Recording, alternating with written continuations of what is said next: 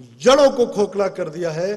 جو ملک رسول اللہ صلی اللہ علیہ وسلم کی امانت تھی ہمارے پاس، اور ہم نے اس کے ساتھ کیا کیا ہے. جو تعلیمات رسول اللہ صلی اللہ علیہ وسلم نے ہم کو دیں، کیا ہم نے ان پر عمل کیا ہے؟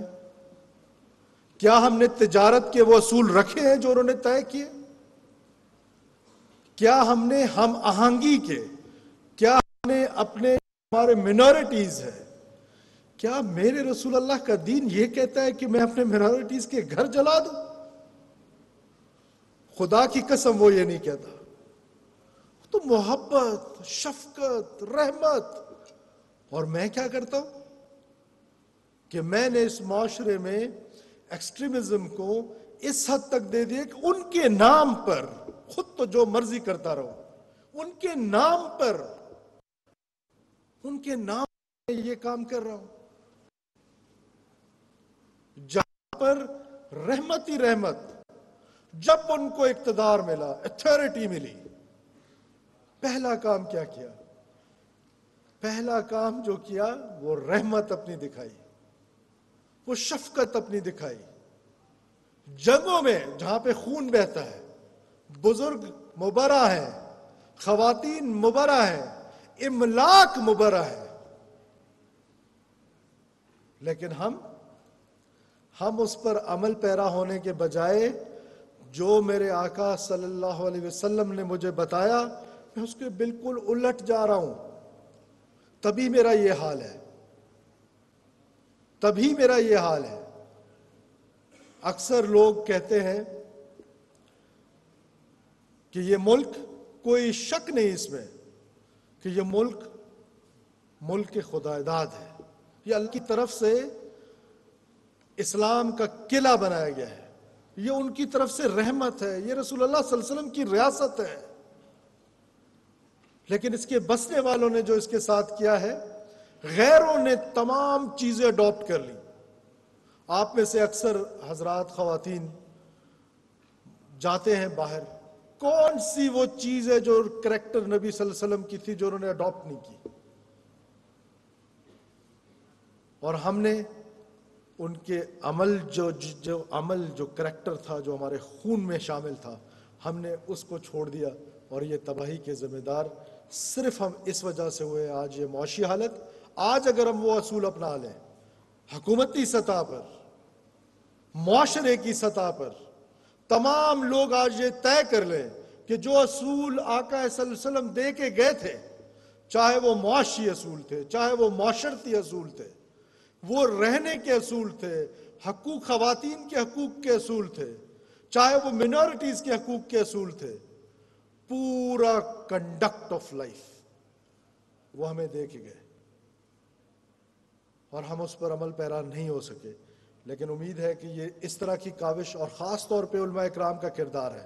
آج میرے ملک میں کس بنیاد پہ اس ملک کو کمزور کیا جا رہا ہے اور کیوں کمزور کیا جا رہا ہے؟ بنیادی وجہ کمزور کرنے کی یہ ہے کہ یہ ایک اسلامک اٹامک پاور ملک ہے. اب اس کو کمزور کرنے کے لیے جو سازشیں کی جا رہی ہیں، 2 سے 3 سازشیں ہیں، زیادہ ہے ہی نہیں. پہلی سازش ہے کہ ہمارے ملک کو اکنامک کنڈیشن اس کی یہاں تک پہنچا دیں کہ یہ ملک خود ہی تباہی کے دہانے پہ پہنچ جائے. دوسری سازش یہاں پر ایتھنک فالٹ لائنز بنانے کی ہے. میں سب سے پہلے مسلمان ہوں، اس کے بعد میری کوئی آئیڈینٹی نہیں ہے سوائے اس کے کہ میں پاکستانی ہوں. کوئی بلوچ ہے تو کوئی پشتون ہے تو کوئی پنجابی ہے. یہ آئیڈینٹیز ختم ہو چکی 1947 کے بعد. 1947 سے پہلے میری آئیڈینٹی کچھ اور تھی. اب میں مسلمان ہوں، آقا کا غلام ہوں، اس کے بعد ایک پاکستانی ہوں، اس کے علاوہ کچھ نہیں ہوں. دوسری فالٹ لائن جو سب سے امپورٹنٹ ہے وہ کیا ہے؟ مذہب کے نام پر وائلنس ہے، اور اس وائلنس کو بنیاد بنا کر ہمارے ملک کو کمزور کیا جا رہا ہے. وہ ہر قسم کا وائلنس ہو سکتا ہے. وائلنس صرف بندوق کا وائلنس نہیں ہے، زبان سے بھی وائلنس ہوتی ہے، آپ کے عمل سے بھی وائلنس ہوتی ہے. ہم نے اس وائلنس کو بنیاد، جو ہماری سب سے بڑی طاقت ہے، وہ طاقت کیا ہے؟ کہ ہم مسلمان ہیں، اسلام ہے، اسلام کا قلعہ ہے پاکستان، اس کو ویک کرنے کے لیے، اس کو کمزور کرنے کے لیے، اس آئیڈینٹی کو تباہ کرنے کے لیے، جس چیز نے ہمیں گلو کیا ہوا ہے اس چیز کو تباہ کرنے کے لیے کس چیز پر حملہ آور ہوئے؟ کہ دین کے نام پر آپ نے مسجدوں میں بم دھماکے شروع کر دیے، آپ نے منورٹیز کا قتل عام کرنا شروع کر دیا، آپ نے خواتین کو مارا، آپ نے بازاروں پہ بم دھماکے کیے، اور نام کس کا ہے؟ نام اسلام کا ہے۔ ادھر کس کا کردار ہے؟ علماء اکرام کا کردار آتا ہے۔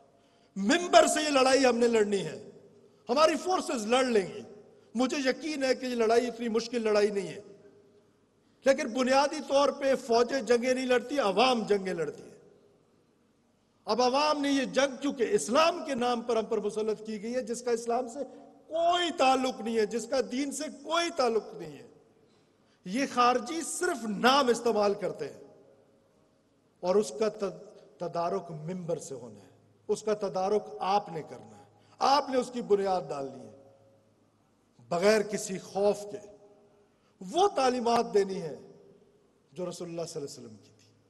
بنیادی سی بات ہے، اور ہمیں حکومت کو، ریاست کو آپ کی مدد کی ضرورت ہے۔ ریاست کی کون سی کوئی شادی ہو رہی ہے جو کارڈز بانٹنے؟ ریاست کو کہاں آپ کی مدد کی ضرورت ہے؟ ریاست کو اس بیانیے میں آپ کی مدد کی ضرورت ہے کہ آج پوری قوم جو ہے وہ یکمشت ہو جائے، آج کے دن یہ عہد کر لے کہ ہم کسی قسم کی جو ایکسٹریمزم ہے اس کو پروموٹ نہیں ہونے دیں گے اپنے ملک میں۔ حضرت قائد اعظم محمد علی جناح نے صرف 3 چیزیں کہی تھی جب یہ ملک بنا: فیتھ، بنیادی بات ایمان، یونٹی اینڈ ڈسپلن۔ انفارچونیٹلی ہم نے تینوں کو چھوڑ دیا ہے، آج نہیں تو کب ہم نے اٹھنا ہے، ہم نے دوبارہ اٹھنا ہے، اور بحیثیت قوم ان تمام چیلنجز کو جو پاکستان کو کمزور کرنے کے لیے سازش کی گئی ہے۔ میں آپ کو ایمانداری سے بتا رہا ہوں کہ اس ملک کی جو معاشی صورتحال ہے آج، ہماری آپ کاٹن پالیسی، صرف ایک چیز جو کاٹن پالیسی ہے وہ اٹھا کے دیکھ لیں، کس طریقے سے منظم سازش کے تحت ہماری کاٹن پالیسی کو تباہ کیا گیا، and we are suffering today. آخر میں ایک بار پھر آقا دو جہان رسول اللہ صلی اللہ علیہ وسلم کے لیے عزت اور احترام کا جو یہ منعقد کی گئی محفل، حنیق صاحب آپ کا، آپ کے دوستوں کا، جنہوں نے بھی یہ کاوش کی، اللہ تعالیٰ ان کو جزائے خیر دے، اور یہ جو ہم نے ایک روایت ڈالی ہے اس روایت کو تا قیامت زندہ رکھے، آنے والی نسلیں نہ صرف یہاں پر اکٹھے ہوں بلکہ جو رسول اللہ صلی اللہ علیہ وسلم کا کریکٹر تھا، جو ان کا کردار تھا، اس کو اڈاپٹ کریں، اس کا پرچار کریں۔ اور وہ کہہ دیا گیا ہے، صرف مختصر سی بات کہہ دی گئی ہے کہ محمد سے وفا تو نے، کہ محمد سے وفا تو نے۔ وہ وفا ہے کیا؟ وہ وفا ان کا وہ کردار ہے، اس پر عمل کرنا ہے، اور صرف زبان سے نہیں کرنا ہے۔